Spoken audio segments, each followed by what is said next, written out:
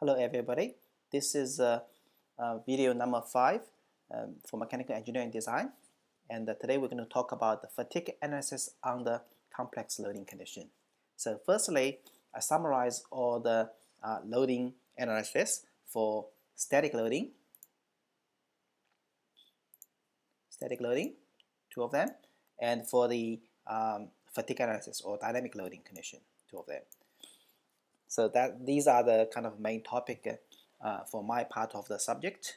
For each one of these conditions, you should look at the loading. What kind of stress do you have under certain kind of force and moment, and also look at what are the limit for the certain material, certain structure. So for the static loading point of view, the limits are quite simple, straightforward. It's the yield stress. So for the maximum shear stress, you use the maximum shear stress compared to half of the yield stress. For the distortion energy theory, you use the Vomis stress to compare with the yield stress. So the main focus is look at the loading side. How do we get the loading from the force and the moment and the different kind of loading conditions.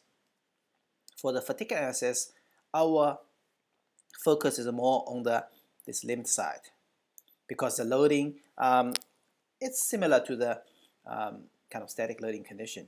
So we just make the loading very straightforward for you without analysis. Otherwise, the whole problem becomes very tedious. So the loading will be first case, the completely reverse loading. So the average here is just 0. We covered in last video. It has a fluctuation with a magnitude of sigma A. And what we're going to talk about today is the loading condition with a dynamic average is not 0 and also have a fluctuation. So it's kind of a static offset plus some dynamic loading. So for fatigue analysis, the limit of the fatigue, we call it a endurance limit. So this has something to do with the atomic tensile stress and also the factors that how the components are manufactured. And the endurance limit is used to indicate if the component has the unlimited lifetime or not. So back to our main topic. This is the most important figure for the complex loading condition. The figure is drawn with x coordinates, is the middle range stress. So you can consider this is the static loading components, and the vertical axis is the fluctuation, the alternating stress. So that's where the dynamic kind of stress condition. So if you look at this horizontal axis, this is our static loading axis. So it will fail for ductile material, fail at SA. So fail over this point. And the horizontal, the vertical axis, if we only under sigma A, sigma m equal to 0, that's this x, our limitation will be the endurance limit. So pretty much in this line and this line will determine our limitations. So let's look at those two lines. The first line is the yield line. So it intersects with both x and y coordinates with sy, and it's a linear function, so we can draw this linear function like this. So the horizontal axis is sigma n, and the vertical axis is sigma a. So you can go there from to write like this. So SA is n sigma a, SM is n sigma m. So this equation here is the line, and this is the region. If n is larger than 1, you got everything inside in this region. If n is smaller than 1, you got things outside of this region. And another line is called a modified Goodman line. So this is one of the fatigue criteria. There's a few other criteria here I'm going to introduce later, but they are all very similar way of using. So this modified Goodman line, so again you can see this is a linear function with the intersection on the vertical axis is SE, is this one, and with the intersection with y-axis, horizontal axis is SUT, so SN, get to SUT. So you got this line and this line, a dotted line and a solid line. So these two lines are the limitation of our loading. And there's a third line, this green one.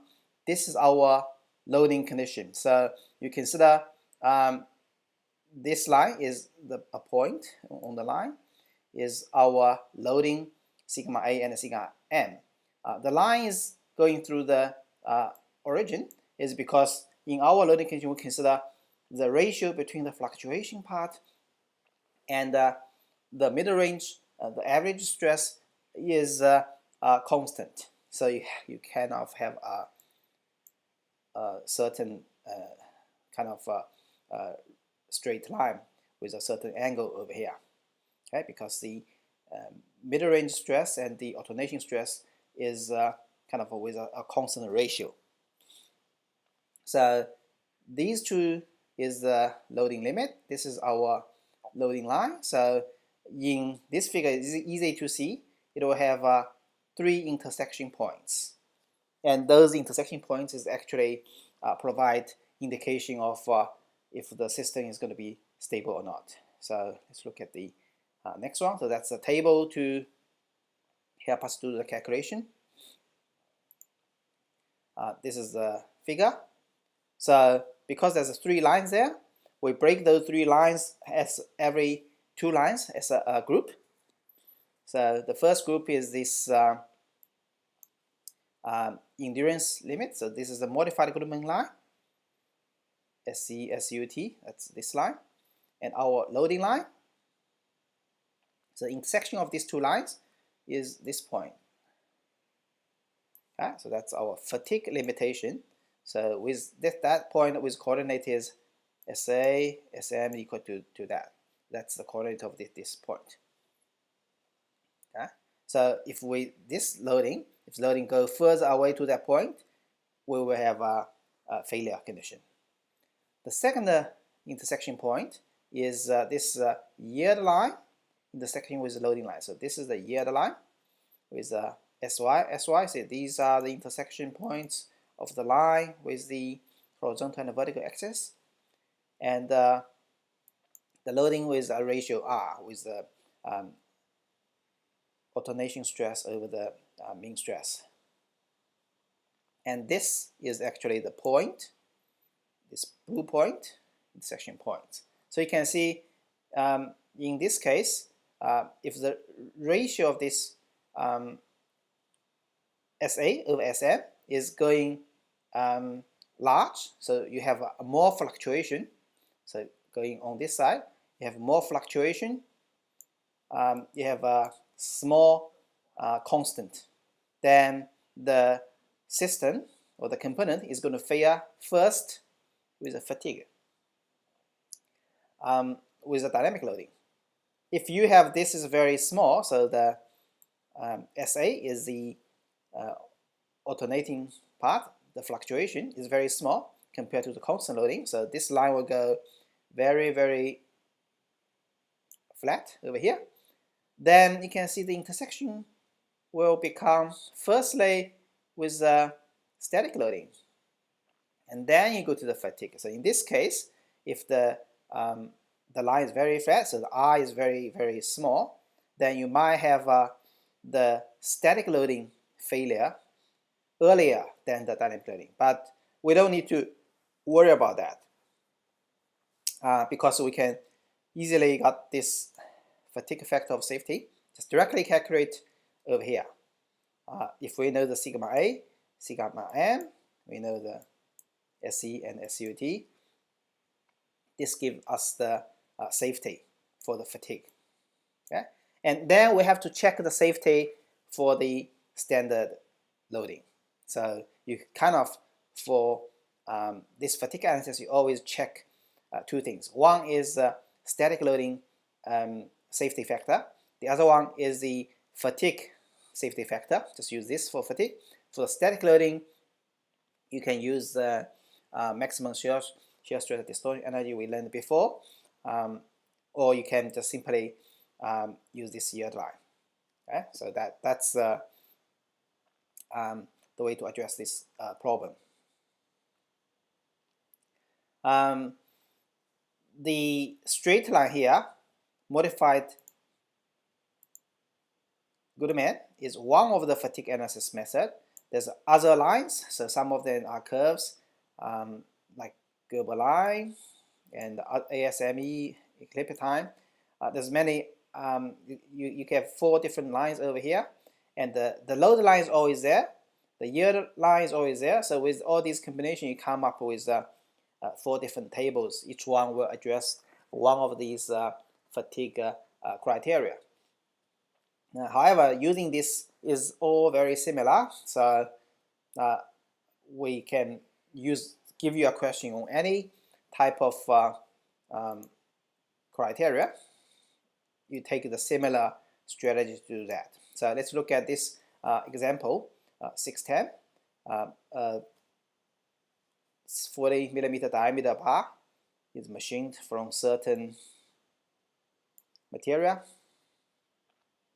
and it's under loading from 0 to 70 kilonewton. So from this, you can see the average 35, that's our sigma m, and the fluctuation is also 35.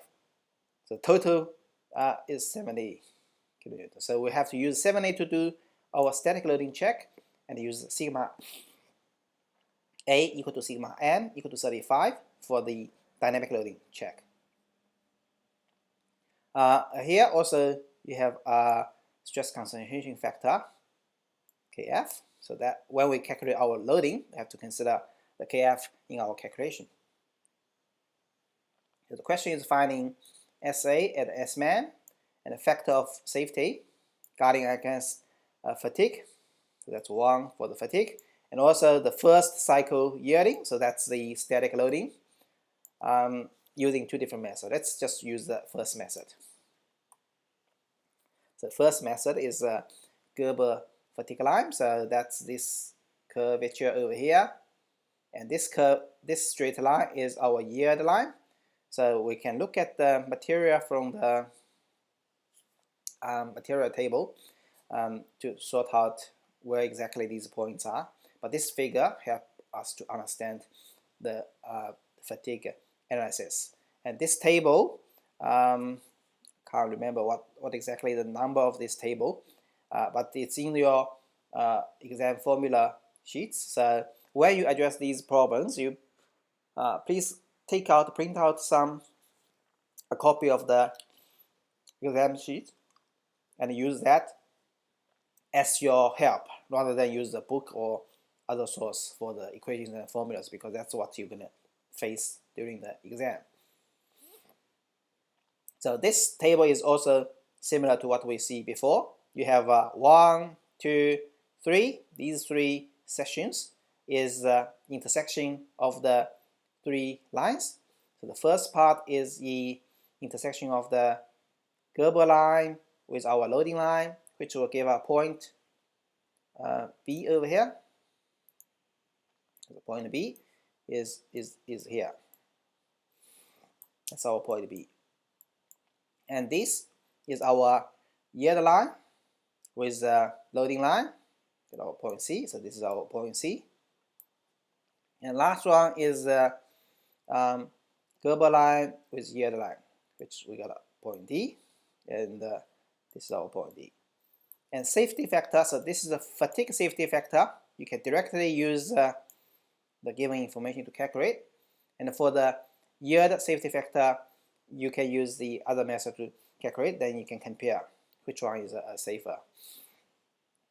Okay, so first thing is look at the materials. So this one is a 1050 cold draw bar, and we look at table A20, 1050, this one, cold draw, so 690 and 580. So we got our ultimate tensile strength, yield strength. For fatigue analysis, the first thing you have to get the endurance limit. So SC prime is half of the atomic tensile strength, but this is less than 1400, so it's half. Then we have to get all those factors to get our endurance limit. So we look at the Ka is the how the material is fabricated. So in this case, it's cold drawn, so it's kind of as forged, I would say. See, so cold drawn, sorry, it's this one, cold drawn. And you take A equal to 4.5, B is negative 265, so it's over here. You got Ka equal to 0.798. And Kb, because this is axial loading, so Kb is always 1, and at the same time Kc is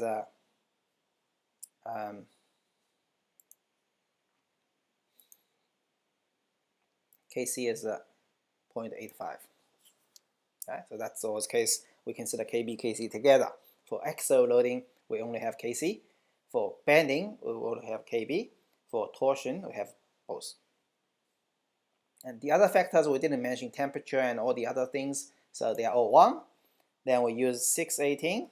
We can calculate SE with all these factors in there. So it is 234 megapascal. So that's our endurance limit. Now we have to look at our loading. So it's from 0 to 70 kilonewton. That's our loading.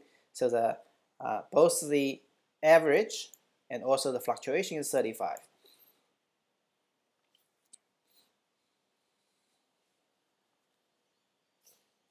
So with that force, we have to get the loading to the stress. So it's the force over the cross-section area. So that's the force, and this is the cross-section area. And then we get the stress. Both the middle range and the alternation stress is 27.9 megapascal.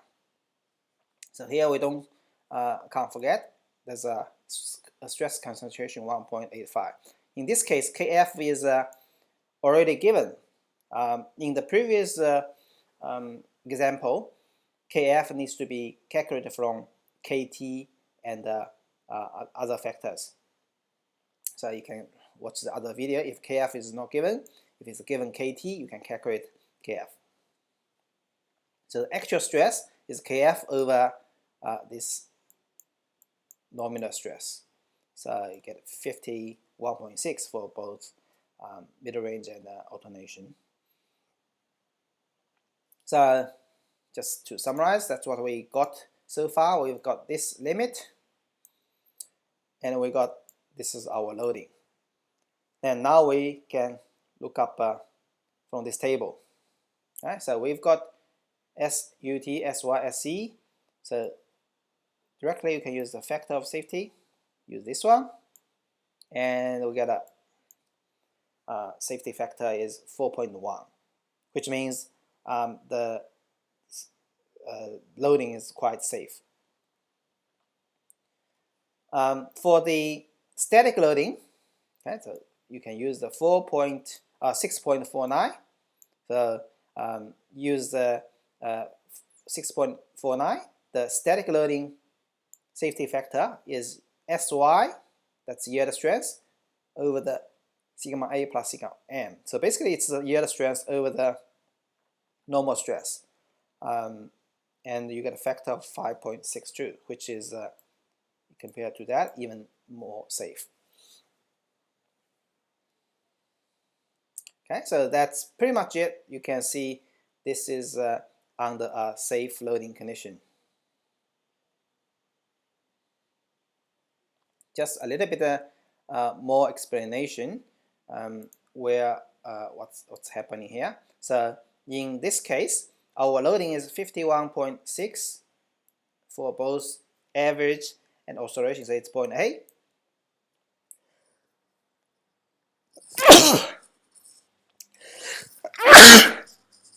And